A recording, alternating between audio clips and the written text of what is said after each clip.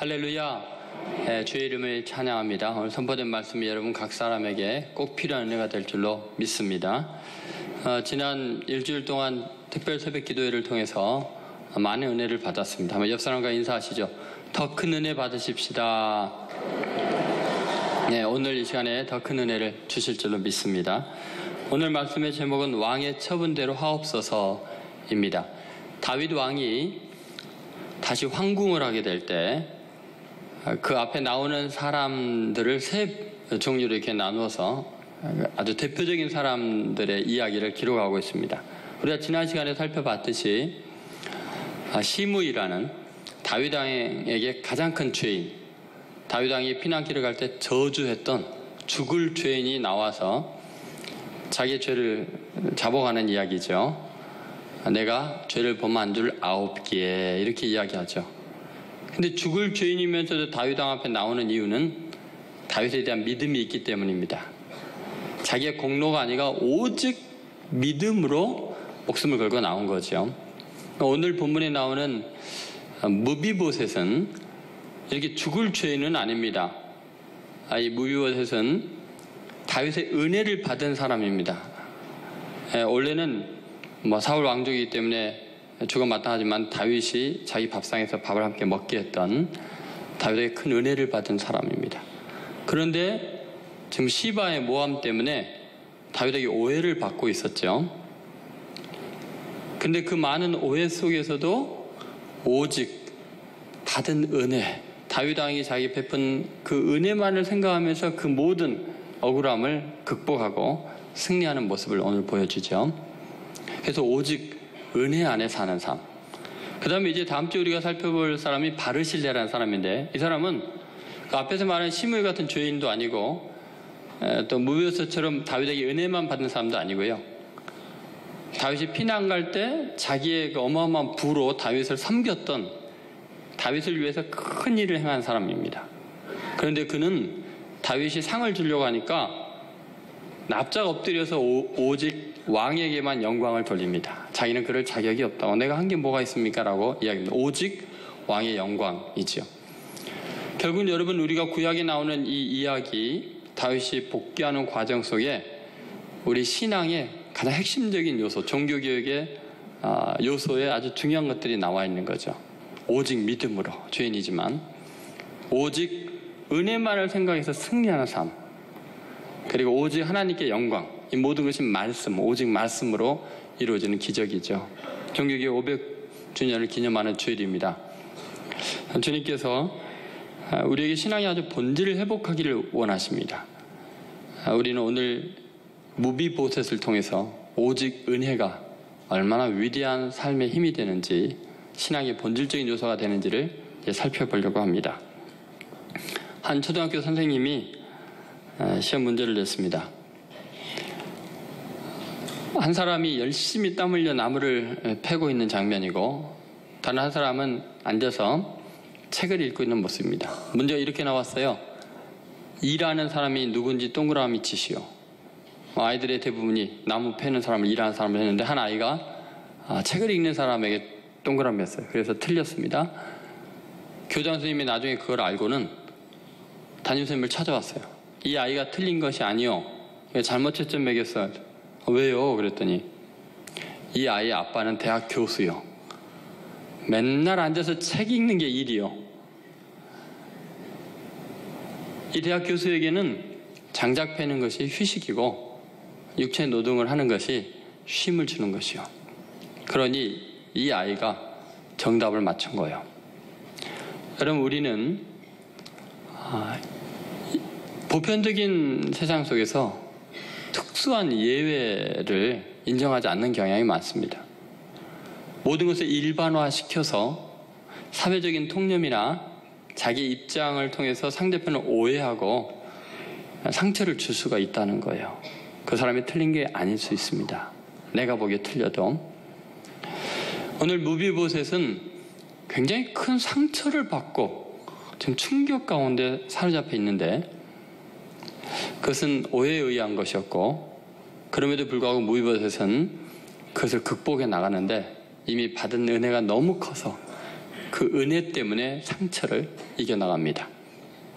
오늘 여러분이 그동안 삶에서 필연적으로 피할 수 없었던 그 마음의 상처들이 주의 은혜로 치유받는 기적을 경험하시기를 주의 이름으로 소원합니다. 그래서 무비보셋이 고백했던 유명한 말이 왕의 처분대로 하옵소서라는 말입니다. 왕의 처분대로 하옵소서.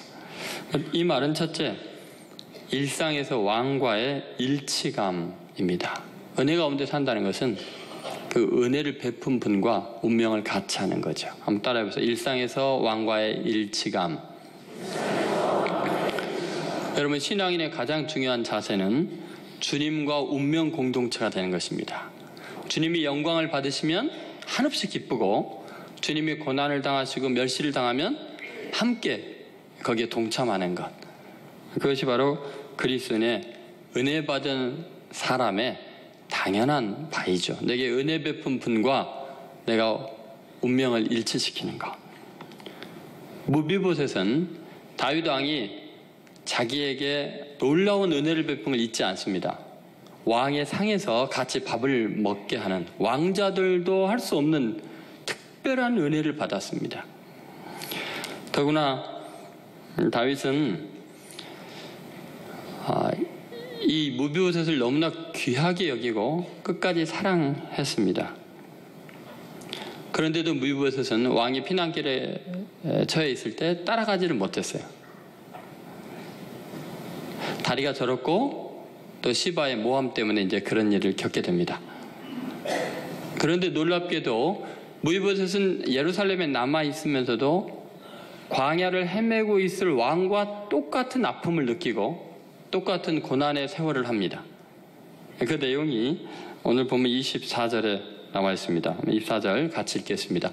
사울의 손자 무비보셋이 내려와 왕을 맞으니 그는 왕이 떠난 날부터 평안히 돌아오는 날까지 그의 발을 맵시내지 아니하며 그의 수염을 깎지 아니하며 옷을 빨지 아니하였더라 그랬습니다. 지금 예루살렘의 도시에 살면서도 광야에서 아무것도 없는 척박한 고난을 당하는 것처럼 왕의 한 걸음 한 걸음을 생각하며 자기 일상을 고난으로 점철시켰던 거죠.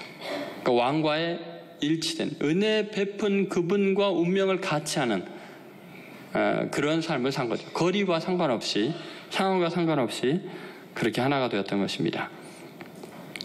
우리가 살아가는 일상의 삶 속에서 주님과 동행한다는 것, 운명을 일치시키는 것, 이것이 은혜 받은 신앙인의 당연한 것입니다. 주님이 영광을 받으면 기뻐하고 주님이 고난을 당하면 나도 함께 슬퍼하면서 내가 그리스도인이라고 고백하고 함께 고난을 당하는 것입니다. 영광에도 동참했다면, 왕의 상에도 동참했다면 왕의 십자가에도 동참해야 합니다.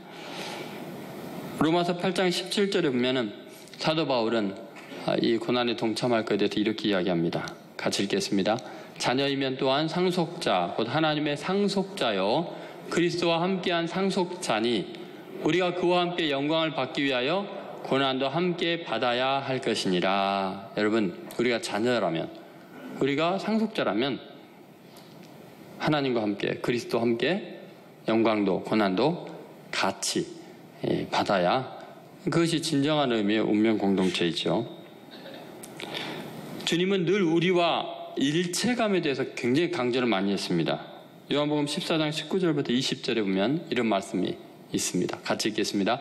조금 있으면 세상은 다시 나를 보지 못할 것이로되 너희는 나를 보리니 이는 내가 살아있고 너희도 살아있겠습니다. 그날에는 내가 아버지 안에 너희가 내 안에 내가 너희 안에 있는 것을 너희가 알리라. 완전히 하나됨이죠. 일치된, 너희가 내 안에 있고 내가 너희 안에 있다. 완전한 일치를 말합니다. 그러면 주님이 영광 받을 땐 영광 받고 주님이 멸시를 당하면 자기도 멸시를 당하는 것이 하나된 사람들의 삶이죠. 주님께서 이것을 얼마나 강조하는지 요한계시록 3장 20절부터 21절에 그리스도인의 삶이 이래야 된다고 말합니다. 같이 있습니다. 볼지어다 내가 문 밖에 서서 두드리노니 누구든지 내 음성을 듣고 문을 열면 내가 그에게로 들어가 그와 더불어 먹고 그는 나와 더불어 먹으리라.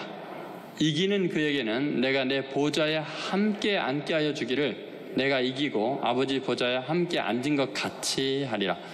주님이 마지막 오셔서 영광을 받으실 때 보좌에 우리도 함께 있게 합니다. 왜냐하면 일상에서 주님과 함께 먹고 마셨기 때문에, 주님과 동행하는 삶, 일상의 삶이 주와 동행하면 주님 마지막 오실 때도 우리는 주님과 똑같은 영광을 누리게 될 줄로 믿습니다.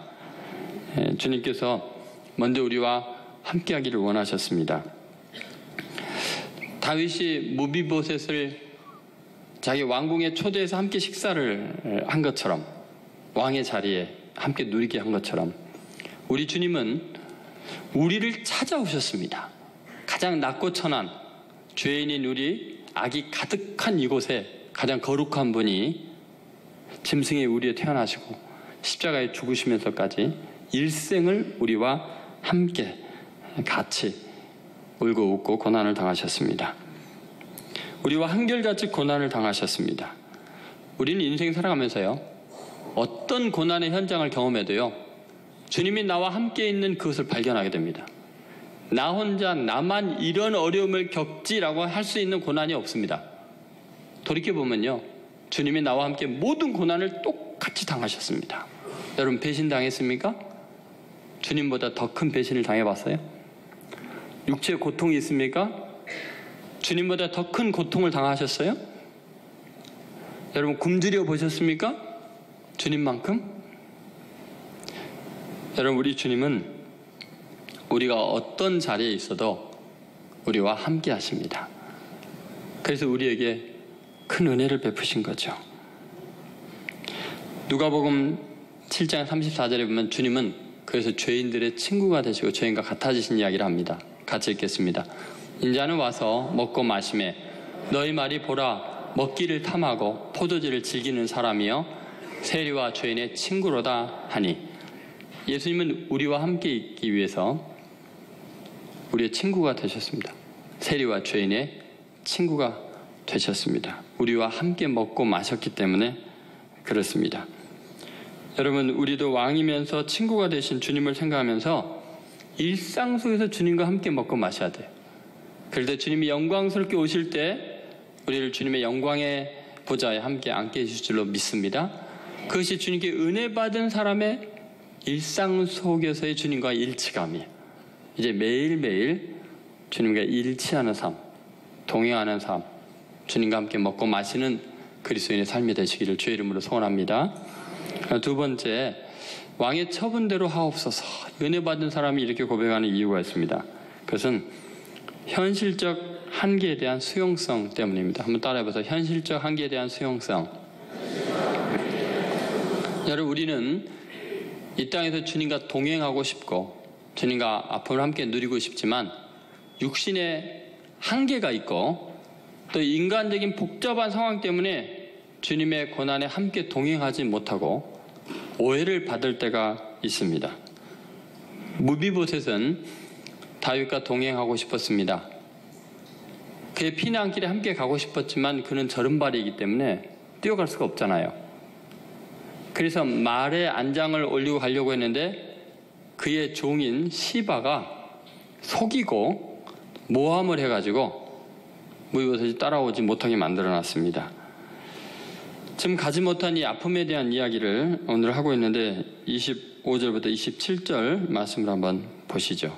같이 읽겠습니다. 예루살렘에서 와서 왕을 맞을 때 왕이 그에게 물어 이르되 무비보셋이여 내가 어찌하여 나와 함께 가지 아니하였더냐 하니 대답하되 내 주 왕이여 왕 종인 나는 다리를 절므로 내 나귀 안장을 지워 그 위에 타고 왕과 함께 가려 하였더니 내 종이 나를 속이고 종인 나를 내 주 왕께 모함하였나이다. 내 주 왕께서는 하나님의 사자와 같으시니 왕이 처분대로 하옵소서. 여러분, 이 말씀을 잘 보십시오. 그리스도인의 삶이 아무리 헌신하고 싶어도 자기 마음대로 할 수 없는 육체의 한계가 있을 수 있습니다. 또는 인간관계 속에서 이렇게 모함하는 사람들이 있고 억울하게 하는 사람들이 있습니다. 그래서 우리는 이런 한계를 지닌 현실에 대해서 그대로 수용하고 인정할 수 있어야 됩니다. 오해받을 수밖에 없다면 오해를 당연한 걸로 인정해야 합니다. 여러분, 이 땅은 완벽한 세상이 아닙니다. 내 심정을 다 이해해 줄 사람 아무도 없습니다. 어차피 세상은 불안정합니다. 우리가 이 땅에 살아가는 동안에 정말 시바와 같이 우리를 우리의 주님과 이간질하는 사람들이 많습니다. 내 신앙을 왜곡시키는 사람들도 많습니다. 사탄과 사탄의 앞잡이들이 주로 하는 일은 이렇게 믿는 신자들을 주님으로부터 떨어지게 하고 주님의 사랑을 의심하게 하고 내 스스로 불안하게 만드는 거죠. 택하신 자라도 미혹하려고 사탄은 계속 기회를 노리고 있습니다. 그렇게 미혹하는 사람들이 많습니다. 요한 2서 1장 7절 말씀 같이 읽겠습니다. 미혹하는 자가 세상에 많이 나왔나니 이는 예수 그리스도께서 육체로 오심을 부인하는 자라. 이러한 자가 미혹하는 자요 적그리스도니. 여러분, 여기 미혹하는 자가 세상에 많아요, 적어요? 여러분 인생도 그렇습니까? 자꾸 중심을 흔드는, 그리고 내 진심을 변질시키고 왜곡시켜서 세상에 눈물이 가득하게 만드는 사람들이 많습니다. 사탄과 사탄의 하수인들이 하는 주요 일이죠. 욥도 마찬가지입니다. 그렇게 경건하게 신앙생활한 욥을 하나님 앞에 참소해가지고 큰 시험을 겪게 하잖아요. 욥이 모든 걸 잃어버리면 과연 하나님을 섬길까요? 욥의 친구들마저도 욥을 이해하지 못해서 오해하고 똑바로 신앙생활 해라 하고 책망을 합니다. 여러분, 예수님도 이 오해 속에서 가슴 아픈 시간들, 마지막 운명의 시간을 가져야 했습니다. 예를 들어서 마태복음 27장 40절에서 44절 말씀 한번 같이 읽어보겠습니다. 이르되 성전을 헐고 사활에 치는 자여, 내가 만일 하나님의 아들이어든 자기를 구원하고 십자가에서 내려오라 하며, 그와 같이 대제사장들도 서기관들과 장로들과 함께 희롱하여 이르되 그가 남은 구원하였으되 자기는 구원할 수 없도다. 그가 이스라엘의 왕이로다. 지금 십자가에서 내려올지어다. 그리하면 우리가 믿겠노라. 그가 하나님을 신뢰하니 하나님이 원하시면 이제 그를 구원하실지라. 그의 말이 나는 하나님의 아들이라 하였도다 하며, 함께 십자가에 못 박힌 강도들도 이와 같이 욕하더라. 온통 오해뿐이죠. 네가 십자가에서 내려오면 믿겠다. 너가 하나님의 아들이라면, 하나님께 사랑받는 자라면 하나님이 널 구원하실 거 아니냐. 그런데 여러분, 예수님은 육체에 지금 못이 박혀 있습니다. 얼마든지 뛰어내릴 수 있습니다. 기적을 행할 수 있습니다. 그러나 꼼짝없이 못 박혀 있어야 됩니다. 왜냐하면 자기를 조롱하는 그들의 죄를 대속하기 위한 희생의 제물로 못 박혀 있는 거거든요. 근데 그것을 전혀 이해하지 못하고 오해하고 있습니다. 사랑하는 자들이 오히려 자기를 저주하고 조롱하고 있습니다. 그런데 주님은 그들의 한계를 아셨습니다. 아버지, 저들이 자기가 하는 짓을 알지 못함입니다. 여러분, 우리의 삶의 현실에 있어서 예수님께서 받으신 시험, 그것과 동일한 시험을 우리는 받을 수밖에 없습니다. 우리의 주님을 향한 사랑이 현실에서 끊임없이 왜곡이 되고 우리의 마음을 흔들려고 합니다. 너가 하나님께 사랑받는 자, 너가 하나님을 사랑한다면 하나님이 널 구원하실 걸, 근데 왜 너는 이렇게 가난하고 병들고 그렇게 오해받고 힘든 삶을 살아야 되느냐? 끊임없이 정죄하는 손길이 있습니다. 아무리 주님을 사랑해도 내가 쩔뚝발이인 것, 내가 이 땅에서 오해받고 있는 현실, 이것은 비켜나갈 수가 없습니다. 그래서 여러분, 이 땅에서 완전하지 못한 삶, 그것은 필연적이라는 것을 잊지 않아야 됩니다. 그냥 이 땅에 있는 동안에는 오해받고 욕먹고 그리고 살아야지. 그것을 견뎌나가야 합니다. 결국 우리가 할 수 있는 최선의 선에서 주님께 우리의 사랑을 표현할 뿐입니다. 할 수 없는 만큼은 어쩔 수 없습니다. 설명해도 이해가 안 되는 것 어찌하겠습니까? 상처받은 다윗의 마음을 오히려 무비보셋이 이해해주고 있습니다. 무비보셋은 사실 시바에 의해서 피해자이면서도 다윗에게는 의도하지 않는 가해자가 되어 있습니다. 다윗의 마음에 상처 주고 싶은 생각이 없는데 지금 시바 때문에 상처를 주고 있는 거예요. 다윗은 무비보셋으로부터 변명을 듣고자 하는 게 아니라 죄송하다는 미안하다는 말을 듣고 싶습니다. 그런데 무비보셋은 시바로 인해서 억울함을 이야기 안 하면 다윗이 더 큰 상처를 오래 간직할까 봐 변명해도 받아들이지 못하겠지만 설명을 할 수밖에 없었습니다. 그랬더니 또 혼납니다. 사무엘하 19장 29절 말씀을 보시죠. 같이 읽겠습니다. 왕이 그에게 이르되 내가 어찌하여 또 내 일을 말하느냐? 내가 이르노니 너는 시바와 밭을 나누라 하니. 자, 왕이 지금 마음이 아픈데 내가 너 그렇게 사랑했는데 네가 나를 안 따라오고 배신하냐? 네가 스스로 왕이 되려고 했다며? 근데 그런 마음이 있는 거예요. 그런데 또 시바가 설명을 하니까, 무비보셋이 설명을 하니까 너가 어찌하여 또 내 일을 말하냐? 내 마음이 아파 죽겠는데 네 변명하느냐? 그래도 그 설명 때문에 다윗의 마음이 좀 누그러졌나 봐요. 시바의 말만 들을 때는 어떻게 해요? 너 주인의 땅을 다 너가 가지라 해놓고는 자, 너는 시바와 밭을 나누라 라고 이야기를 하죠. 여러분, 무비보셋은 사울왕의 손자이며 요나단의 아들입니다. 이것이 참 비극적인 자리예요. 사울왕은 다윗에게는 아주 철천지 원수입니다. 자기 할아버지가. 요나단 자기 아버지는 다윗 왕의 인생의 최고의 사랑의 대상이고 은인입니다. 근데 그 사이에 끼어 있는 거예요. 어쩌면 무비보셋은 평생 걸쳐서 이 상처투성이로 살 수밖에 없습니다. 그래서 체념을 했고 상처에 익숙해져 갖고 둔감해졌습니다. 그런 환경을 통해서 무비보셋은 자연스럽게 주변의 비난이나 모함 속에서 스스로 포기함을 체득했습니다. 그런데 지금 이 시간은 침묵할 수가 없습니다. 다윗에게 너무 큰 사랑을 받았고 다윗이 얼마나 자기를 귀히 여겼는 줄 알기 때문에 자기 입장을 설명을 해드려야 상처가 깊지 않을 것이기 때문입니다. 여러분, 말하지 않으면 인간은 타인의 마음을 다 헤아리지 못하는 존재입니다. 그러나 자세히 설명해도 이미 받은 마음의 상처와 오해의 쓴뿌리는 거의 제거되지가 않습니다. 나의 입장과 내 마음에 대한 온전한 이해는 결국은 주님에게만 해당합니다. 우리도 다윗처럼 실수하지 않기 위해서는 그래서 타인의 설명을 타인의 입장에서 들을 여유가 있어야 돼요. 잠언 18장 13절에 이렇게 이야기하죠. 같이 읽겠습니다. 사연을 듣기 전에 대답하는 자는 미련하여 욕을 당하느니라. 여러분, 사연을 양쪽에 다 들어봐야 돼요. 그리고 결론을 내리라는 거예요.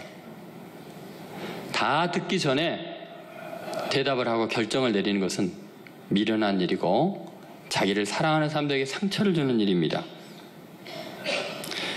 그리고 나의 마음과 입장에 대하여 설명은 하지만 거기까지예요. 결과를 반드시 내가 원하는 대로 이끌려는 기대를 포기하셔야 합니다. 그것은 타인의 몫이에요. 결국 신앙 안에서 하나님 안에서 자기 결백과 신뢰가 중요합니다. 신앙인의 자기 인정만이 살 길입니다. 이 세상에 산다는 것은 세상으로부터 많은 오해를 받을 수밖에 없습니다. 그래서 용기를 가져야 돼요. 오해받고 살리라. 누명 쓰고 걸어가리라. 그건 필연적인 현실 세계의 한계입니다. 여러분, 이 세상은 절대 완전한 세상이 아니에요. 병들고 죄악이 가득한 세상에서 자기에 대해서 완전하게 누군가 이해해 줄 거라는 착각을 버려야 됩니다. 그냥 오해가 일상화되어 있고요. 매일 걸음걸음마다 오해의 발자국이 쩍쩍 남겨져서 사는 것이 우리 인생이라는 거죠. 파나마 운하가 건설되는 동안에 건설 책임자는 굉장히 어려움을 많이 겪게 됩니다. 지리적인 여건도, 날씨의 그 변화도, 현장 관리, 모든 것들이 난관이었습니다. 근데 제일 힘든 것은 주위에 있는 사람들의 모함과 비난이었어요. 저 절대로 건축될 수가 없다. 건설이 불가능하다. 너무나 많은 비난들이 오고 갈 때 그 부하 직원이 아니 모함을 받으면서도 왜 가만히 계십니까? 때가 되면 다 알겠지. 아니 그때가 언제입니까? 웃으면서 이렇게 대답합니다. 운하가 완성된 후에. 하나님 나라가 이 땅에 이루어지면 무비옷에서 억울함도 여러분과 저의 아픔도 다 풀어질 줄로 믿습니다. 이 땅에서는 죽을 때까지 오해 감당하고 살아야 돼요. 그것이 불완전한 이 세상에 소망을 두지 않고 영원한 하느님 나라에 소망을 두는 이유이죠. 그러므로 현실의 한계를 수용하십시오. 너무 완벽하게 이해해달라고 말하지 마세요. 그냥 사랑하는 사람에게 설명하고 결과는 하나님께 맡기시고 자유하시길 주의 이름으로 소원합니다. 세 번째, 왕의 처분대로 하옵소서라는 말은 은혜를 잊지 않는 감사 때문에 가능합니다. 한번 따라해보세요. 은혜를 잊지 않는 감사. 여러분 삶의 현실이 오해를 초래하고 그 안에서 버림을 받는 것 같은 느낌을 받을 때 어떻게 이 시험을 참고 이길 수 있을까요? 너무 억울한데. 여러분 답은 과거의 은혜를 기억하고 나의 본질을, 원래 내가 어떤 인간이었는지를 잊지 않는 것입니다. 자, 무비보셋은 자기가 지금 패가 망신한 왕가의 후손인데 끝까지 자기를 찾아서 왕의 밥상에서 밥을 먹게 한, 자기에게 있을 수 없는 큰 은혜를 베푼, 왕자들도 누리기 힘든 호화로운 생활을, 사랑을 받게 한 다윗의 은혜를 잊지 않았습니다. 사실 그보다 더 놀라운 것은 다윗이 평소에 저른바리들을 되게 미워했습니다. 왜냐하면 다른 사람들이 다윗을 조롱할 때 저른바리보다 못하다고 욕을 한 뒤부터 저른바리 하면 괜히 미워하는 대상이 됐습니다. 그런데 하나님은 공교롭게도 요나단의 아들 무비보셋이 저른바리가 되는 사건을 일으킨 거죠. 요나단의 사랑 때문에 무비보셋을 사랑하지 않을 수가 없으니까 저른바리에 대한 선입견이 깨어지게 됩니다. 그리고 완전하지 못한 사람이지만 자식보다 귀하게 여기고 사랑을 했습니다. 지금 무비보셋은 자신이 온전하지 못할 때 완전한 사람들보다 더 큰 사랑을 받은 은혜를 기억하고 있습니다. 여러분, 이처럼 은혜에 대한 감사는 사울 왕의 손자이자 요나단의 아들로서 멸망당할 수밖에 없는 처지인 자기에게 선대해 준 것에 대한 것이었습니다. 자, 그 내용이 28절에 나와 있습니다. 자, 28절 말씀 같이 읽겠습니다. 내 아버지의 온 집이 내 주 왕 앞에서는 다만 죽을 사람이 되지 아니하였나이까. 그러나 종을 왕의 상에서 음식 먹는 자 가운데 두셨사오니 내게 아직 무슨 공의가 있어서 다시 왕께 부르질 수 있사오리까 하니라. 여러분, 이 말씀을 보면 무비보셋이야말로 근본적으로 자기는 죽을 수밖에 없는 운명이라고 지금 인정을 하고 있습니다. 내 아버지의 온 집이 이제 패가한 왕조니까요. 지금 새 왕조에 의해서는 멸절당할 수밖에 없습니다. 내 주 왕 앞에서는 다만 죽을 사람이 되지 아니하였나이까. 그런데 오히려 종을 왕의 상에서 함께 먹게 해주셨는데 지금 그 은혜를 어떻게 잊을 수 있겠습니까? 왕이 내게 어떤 처분을 내려도 이미 내가 받은 은혜와 내 죽을 운명에 비하면 감사한 것뿐입니다. 그러니까 부당한 대우를 받는 것 같고 오해를 받는 것 같아도 내 입을 봉하겠습니다. 나는 은혜에 감사할 뿐입니다. 여러분, 우리 그리스도인들이 살면서 억울해하고 분해하는 이유는 아직 받은 은혜가 얼마나 큰지 몰라서 그렇습니다. 내가 얼마나 죽을 죄인이었는지 몰라서 그렇습니다. 다윗도 자신의 근원이 어디 있는지, 얼마나 큰 죄인인지를 잊지 않고 있죠. 여러분, 시편 51편에 보면은 5절에 이런 말씀이 있습니다. 같이 읽겠습니다. 내가 죄악 중에서 출생하였으며 어머니가 죄 중에서 나를 잉태하였나이다. 하나님 마음에 합한 다윗의 자기 근원에 대한 이야기입니다. 나는 죄인의 몸에서 태어난 죄인입니다. 아주 인간은 뼛속부터 썩어 있습니다. 근원부터 범죄자들입니다. 죽을 자인데 나를 왕으로 세우셔서 감사합니다. 내가 또 죄를 범했습니다. 용서해 주십시오. 그런 마음이죠. 여러분, 사도 바울도 자신의 죄인됨을 죽을 운명인 것을 고백하면서 에베소 교인들에게, 이방인들에게 너희가 본래 진노의 자녀인데 은혜로 구원받은 거다라는 이야기를 하죠. 그래서 에베소서 2장 1절부터 5절에 이런 말씀이 있습니다. 자, 같이 한번 읽어보겠습니다. 그는 허물과 죄로 죽었던 너희를 살리셨도다. 그때 너희는 그 가운데서 행하여 이 세상 풍조를 따르고 공중의 권세 잡은 자를 따랐으니 곧 지금 불순종의 아들들 가운데서 역사하는 영이라. 전에는 우리도 다 그 가운데서 우리 육체의 욕심을 따라 지내며 육체와 마음이 원하는 것을 하여 달인들과 같이 본질상 진노의 자녀였더니 긍휼이 풍성하신 하나님이 우리를 사랑하신 그 큰 사랑을 인하여 허물로 죽은 우리를 그리스도와 함께 살리셨고 너희는 은혜로 구원을 받은 것이라. 자, 무비오셋의 고백이나 에베소 교인들이나 바울 자신이나 다 똑같죠? 그렇습니다. 우리 이미 죽어 마땅한 죄인들이었습니다. 이미 멸절당해야 되는 죄인들이 하나님의 긍휼로 구원을 받았습니다. 그러면 지금 나를 오해한 거에 대해서, 이해하지 못한 거에 대해서 불평하고 원망하고 자기의 공의를 내세울 처지가 아닙니다. 오직 은혜 외에는 생각나는 게 없어야 됩니다. 나를 어떻게 대하느냐보다도 내가 어떤 존재였는가를 더 깊이 생각해야 합니다. 만약에 주님이 이미 내게 베푸신 큰 은혜, 지옥에 떨어져야 할 죄인을 건지기 위해서 십자가에서 대신 죽으신 그 사랑을 생각하면 주님 어찌하여 내게 응답하지 않았습니까? 하고 불평할 수 없습니다. 왜 내가 이런 수모를 겪어야 됩니까? 낙심하지 않습니다. 신앙인은 은혜만 남아야 돼요. 입만 벌리면 오직 은혜여야 합니다.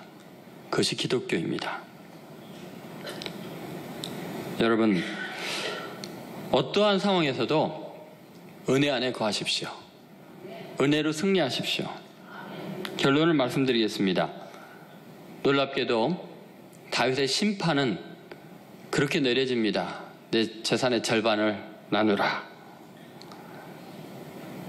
시바는 그 재산의 전부를, 무비오셋은 시바에게 그 재산 전부를 주라고 그렇게 고백을 하면서 왕의 평안이 돌아오신 것이 저의 유일한 관심입니다 라고 고백하지요.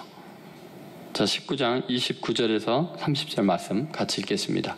왕이 그에게 이르되 내가 어찌하여 또 내 일을 말하느냐? 내가 이르노니 너는 시바와 밭을 나누라 하니 무비보셋이 왕께 아뢰되 내 주 왕께서 평안히 왕궁에 돌아오시게 되었으니 그로 그 전부를 차지하게 하옵소서. 여러분, 지금 시바야는 내가 어떤 대우를 받느냐, 어떤 소유를 갖고 어떤 삶을 사느냐, 이게 중요한 게 아니에요. 나를 그렇게 사랑한 왕, 죽을 자를 살려줄 뿐만 아니라 왕의 자리에 함께 영화를 누리게 했던 그 왕이 무사히 돌아왔으면, 나를 사랑하시는 그분이 행복하시다면 내가 어떤 대우를 받든 내가 오해를 받든 상관없습니다. 당신 나를 미워하고 저주해도 죽여도 상관이 없습니다. 나는 당신께 받은 사랑, 그것으로 만족합니다. 여러분, 은혜 받은 사람은 주님 외에는 생각이 안 나야 됩니다. 주님의 영광 외에는 내 자신을 돌볼 여유가 없습니다. 너무나 큰 사랑 때문에 자랑할 것도 없고 내세울 공로도 없고 억울함도 없습니다. 주님 홀로 영광 받으십시오. 저는 그동안 받은 은혜로 족합니다. 나를 위해 십자가에 죽으신 그 사랑, 내 모든 죄를 도말하고 멸망당할 자에게 하나님의 자녀된 권세를 주신 거 그 하나로, 영생을 얻게 한 것만으로도 감사를 다 표현할 수가 없습니다. 족합니다. 그것이 우리 신앙인의 고백이어야 돼요. 종교개혁의 중요한 가치가 바로 오직 은혜로입니다. 여러분, 이제 이 은혜를 체험한 사람이라면 일상 속에서 주님과 동행하십시오. 먹고 마시는 순간이나 잠자고 눕고 걷는 순간이나 주님을 생각하십시오. 그리고 현실적인 한계를 수용하세요. 그냥 세상에 사는 동안에는 오해받으리라. 아픈 마음 쓰다듬으면서 살아가리라. 그리고 무엇보다도 결국은 우리는 받은 은혜를 생각하면서 감사가 넘치는 삶을 살아야 합니다. 부디 은혜로 승리하시고 이 은혜의 세계를 증거하고 이 세상을 치유하는 귀한 성도들 되시기를 주의 이름으로 축원드립니다.